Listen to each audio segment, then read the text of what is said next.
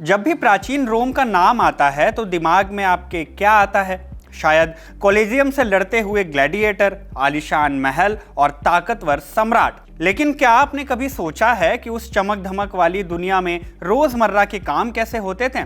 मसलन उनके कपड़े कैसे धुलते थे? जवाब एक ऐसी चीज में छिपा है जिसे सुनकर शायद आपको थोड़ी घिन आए। वो चीज थी पेशाब। जी हाँ, इंसानी पेशाब। उस दौर में ये सिर्फ एक वेस्ट नहीं बल्कि लिक्विड गोल्ड था। एक ऐसी कीमती चीज जिस पर बाकायदा टैक्स लगता था और जिस पर पूरी की पूरी टेक्सटाइल इंडस्ट्री टिकी हुई थी। चलिए आपको इसी लिक्विड गोल्ड का किस्सा सुनाते हैं।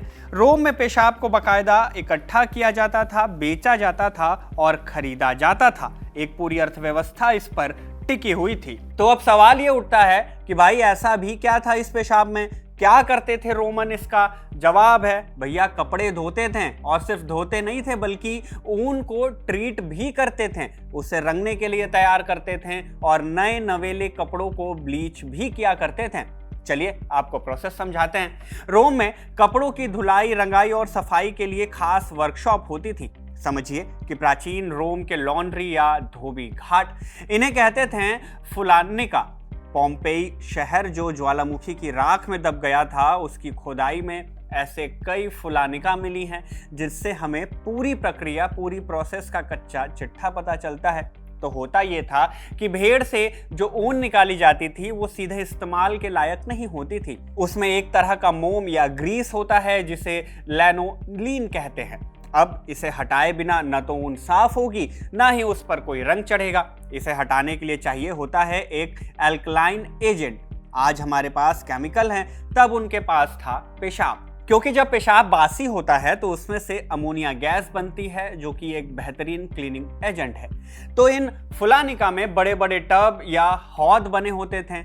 इनमें बासी पेशाब भर दिया जाता था और फिर उसमें कच्ची ऊन को डुबोकर छोड़ दिया जाता था। कुछ घंटों के बाद फुलोनेस यानी लॉन्ड्री में काम करने वाले गुलाम या कर्मचारी उन टबों में उतरते थे और फिर शुरू होता था असली काम। वो अपने पैरों से उस ऊन को कुचलते थे, ठीक वैसे ही जैसे आज भी कहीं कहीं अंगूर से शराब बनाने के लिए उन्हें पैरों से कुचला जाता है। ये प्रोसेस ठीक वही काम करता था जो आज आपकी वॉशिंग मशीन करती है, कपड़ों को रगड़ना और उनका मैल निकालना। घंटों तक पेशाब में खड़े होकर कपड़ों को पैरों से रौंदा जाता था और इससे होती थी सफाई। अब आप कहेंगे कि यार इससे बदबू नहीं आती थी क्या? देखिए, भयंकर बदबू तो आती थी, इतनी कि पोम्पेई में मिली एक फुलानिका के अंदर धुलाई वाले टब बिल्डिंग के सबसे कोने वाले सबसे अलग थलग हिस्से में बनाए गए थे ताकि जो ग्राहक अपने साफ सुथरे कपड़े लेने आए उनकी नाक बदबू से न फट जाए। इतना ही नहीं, कुछ इतिहासकारों का तो ये भी मानना है कि इन फुलानिका में बाहर गली से अंदर तक एक चैनल या नाली बनी होती थी ताकि राह चलते लोग उसमें योगदान दे सकें और वर्कशॉप को यूरिन का स्टेडी सप्लाई मिलता रहे। अब एक बार ऊन से ग्रीस निकल गया, फिर उसे साफ पानी से धोया जाता था। इसके बाद अगर कपड़े को रंगना हो तो फिर से पेशाब का इस्तेमाल होता था। पर क्यों? इसलिए क्योंकि पेशाब एक बेहतरीन मॉर्डेंट है। मॉर्डेंट एजेंट का काम करता है। ये मॉर्डेंट वो चीज होती है जो डाई को कपड़े पर मजबूती से पकड़ने में मदद करती है ताकि उसका रंग पक्का हो, रंग पक्का चढ़े और धुलाई में निकले भी नहीं। और कहानी यही खत्म नहीं होती। कपड़ों को, खासकर सफेद कपड़ों को और भी ज्यादा चमकाने और ब्लीच करने के लिए भी एक जुगाड़ था। धुले हुए कपड़ों को एक टोकरी जैसी संरचना पर फैलाया जाता था और उसके नीचे गंधक यानी कि सल्फर जलाया जाता था। सल्फर डाइऑक्साइड गैस और पेशाब में बचे अमोनिया का रिएक्शन कपड़ों की एकदम सफेद चमचमाहट को बरकरार कर देता था, माने कपड़े एकदम सफेद हो जाते थे। खैर, ये तो हुई सिर्फ कपड़ा इंडस्ट्री की बात। रोमनों के लिए पेशाब का इस्तेमाल यहीं तक सीमित नहीं था। ये उनकी दवा दारू से लेकर खेती बाड़ी और कॉस्मेटिक्स तक में घुस चुका था। लेकिन वो किससे बाद में बताएंगे। पहले ये समझिए कि ये धंधा इतना बड़ा था कि इस पर टैक्स भी लगता था। जी हाँ, पेशाब पर भी टैक्स लगता था। जब कोई चीज इतनी डिमांड में हो, इतनी फायदेमंद हो, तो सरकार की नजर उस पर क्यों नहीं पड़ेगी? किस्सा जुड़ा है सम्राट वेस्पासियन से। 70 ईस्वी के आसपास की बात है। रोम में सिविल वॉर खत्म हुआ था और शाही खजाना यानी कि ट्रेजरी एकदम खाली हो चुकी थी। वेस्पासियन को पैसे चाहिए थे साम्राज्य चलाने के लिए, तो उन्होंने दिमाग दौड़ाया और हर उस चीज पर टैक्स लगाया जिससे पैसा आ सकता था। इसी में से एक था वेक्टिगल यूरिने यानी द यूरिन टैक्स। ये टैक्स उन लोगों पर लगाया जाता था जो पब्लिक यूरिनल से या घर घर जाकर पेशाब इकट्ठा करते थे और उसे फुलानिका के जैसी इंडस्ट्रीज को बेच दिया करते थे।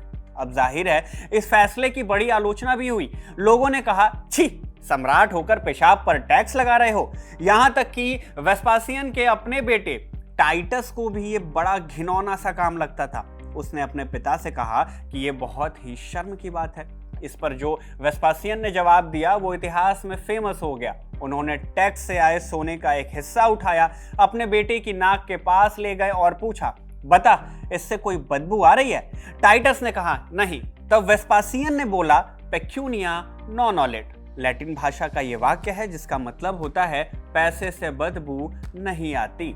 ये कहावत आज भी इस्तेमाल होती है और वेस्पासियन का नाम पेशाब से ऐसे जुड़ा कि 19वीं सदी में फ्रांस में जब पब्लिक यूरिनल बनाए गए तो उनका नाम ही वेस्पासियन पड़ गया। बहुत ही अजीब सी बात है। आप इसके बारे में जानते थे यानी कमेंट बॉक्स में हमें ज़रूर बताइएगा। तो ये हुई कपड़ों और टैक्स की बात। लेकिन जैसा हमने कहा था कि रोमन बड़े जुगाड़ू लोग थे, उन्होंने पेशाब का इस्तेमाल और भी कई हैरत अंगेज कामों में किया। रोमन लोग पेशाब का इस्तेमाल टूथपेस्ट और माउथ वॉश की तरह किया करते थे। जी हाँ, बिल्कुल सच, दांत चमकाने के लिए। उनका मानना था कि पेशाब में मौजूद अमोनिया दांतों पर जमी पीली परत को हटाकर उन्हें सफेद और चमकदार बना सकता है। वो इसे कुल्ला करके थूक दिया करते थे। उस जमाने का एक मशहूर कवि कैटुलस हुआ करता था। उसने अपने एक दुश्मन इग्नाटियस नाम के आदमी का मजाक उड़ाते हुए लिखा कि तुम्हारे दांत इसलिए इतने ज़्यादा चमकदार हैं, इतने ज़्यादा सफ़ेद हैं क्योंकि तुम स्पेन के पेशाब से कुल्ला करते हो। उस जमाने में माना जाता था कि स्पेन से आने वाला यूरिन सबसे ज्यादा पोटेंट यानी असरदार होता था। यही नहीं, मेडिकल फील्ड में भी इसका खूब ही इस्तेमाल हुआ था। घाव पर इन्फेक्शन रोकने के लिए इसे डिसइंफेक्टेंट की तरह लगाया जाता था। मुहासे और सोरोयासिस जैसी स्किन की बीमारियों के इलाज में भी इसका लेप लगाया जाता था। रोम के मशहूर फिजिशियन गैलेन ने तो कुछ बीमारियों के इलाज के लिए इसे पीने तक की सलाह दे डाली थी। हालांकि ये प्रैक्टिस ज्यादा पॉपुलर नहीं हुई। इसके अलावा चमड़ा कमाने यानी कि लेदर टैनिंग की इंडस्ट्री में भी पेशाब एक बहुत ज़रूरी चीज़ थी। जानवरों की खाल को नरम और लचीला बनाने के लिए उसे पानी और पेशाब के घोल में डुबो कर रखा जाता था।